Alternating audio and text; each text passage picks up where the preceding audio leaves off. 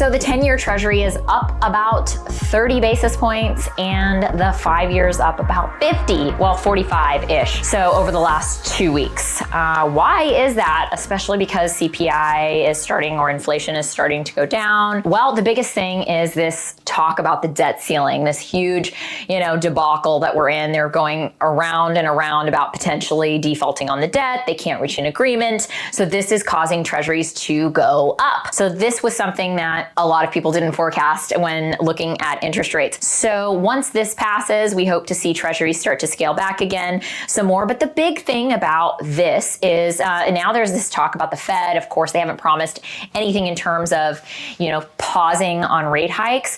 The market is saying about 15% that they think that the Fed will hike rates, and that leaves the 85% saying that we are on a pause. But of course, that doesn't guarantee anything, because all major indicators except for one are showing that we are in a recession. And that last one is jobless claims. So jobless claims were actually down a bit in the last report, which is the thing that we need to go up. So we need jobless claims to increase quite a bit in order to finally actually signal that we are truly in a recession. So that is what we're waiting for. And once we get into a recession, rates tend to go down.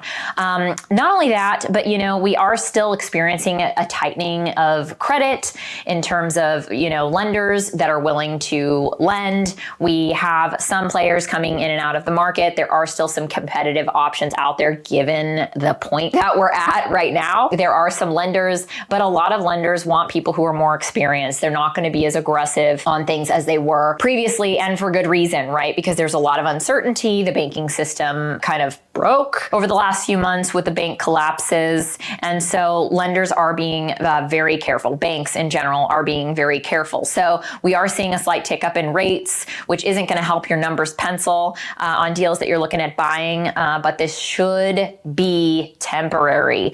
So don't freak out just yet. It's so interesting because everything is so politicized, and maybe it always has been.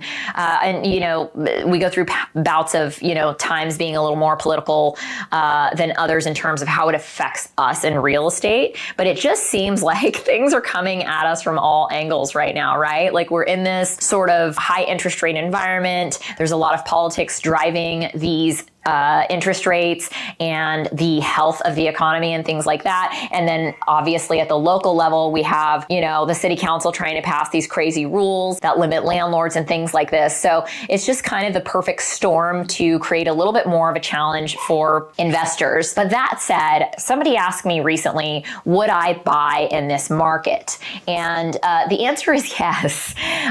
So the thing I love about real estate is that it's always just a numbers game, right? Like you can run your analysis, you can run the numbers, and it will tell you if the deal makes sense or not, or at what level it makes sense for you to purchase at.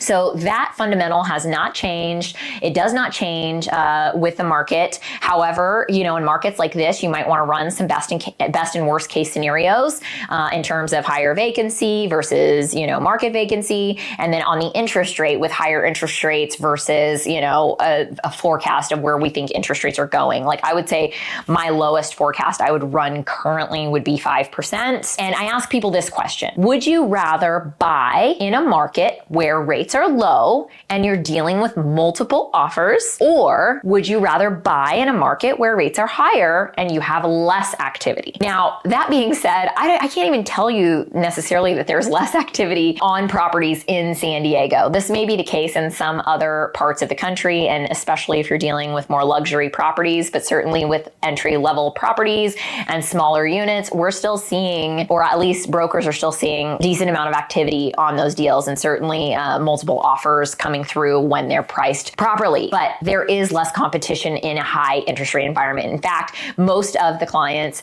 that I know that are very active real estate investors are not super active right now. They're kind of just hanging out. And that's why they basically can do this because they have the benefit of all of their cash flow. They don't really have have to buy right now, but they will start to get the itch, right? So eventually they're going to get the itch. They're going to get back into the market. And if rates drop to even 5%, that's going to signal a healthy market. A lot of people are going to get back in, and that competition is going to come back. And guess what? It's going to drive prices up because we still have significantly low inventory. So those are my thoughts this week. If you are looking at any deals right now, be sure to send it over. I've said this time and time again on the videos. Rates are changing, lenders are changing, terms are changing on a daily basis, sometimes if we're lucky on a weekly basis. So you definitely want to follow up on any requests that you've made in the past, or get fresh quotes now if you're looking at deals or if you're looking at maybe a refi, because the market is changing a lot right now. Thank you guys so much. I do appreciate all of your time. I appreciate you listening to me every week, and I appreciate your support so much. It means a ton. Thanks so much, and I will see you next week.